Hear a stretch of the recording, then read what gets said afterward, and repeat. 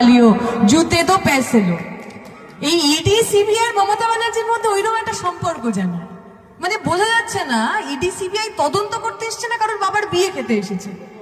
একটা জায়গায় রেড হচ্ছে, সিবিআই ইডি একজনের বাড়িতে গেছে টাকা তছরূপের জন্য, বিভিন্ন ভাবে দুর্নীতি হয়েছে সেটা তদন্ত করতে ইডি সিবিআই গেছে। মমতা ব্যানার্জি একদম ভাসুর ঠাকুরের মতো মানে শালীর মতো আর কি, সে গেল যেরকম জুতো চুরি করে সেরকম করে ওই ফাইলটা চুরি করে নিয়ে চলে এলো, আর ইডি একদম ভাসুর ঠাকুরের মতো বসে রইলো, কোনো কথা বলতে পারলো না। হয়তো পরে বলেছে ফোন করে যে জুতে দো পয়সা লো, আমাকে টাকা দাও আর তার পরিবর্তে এই ফাইলটা নিয়ে যাও, হয়তো কথা হয়ে গেছে, আমরা সেসব জানি না।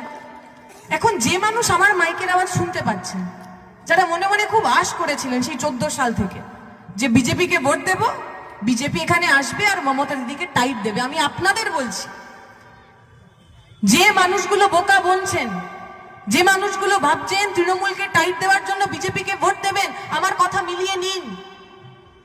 যে কটা ভোট আপনি বিজেপিকে দেবেন আগামী দিনে সেই সব কটা ভোট ওই তৃণমূলের কাছে বিক্রি হয়ে যাবে, একটাও আপনার পাশে এসে দাঁড়াবে না।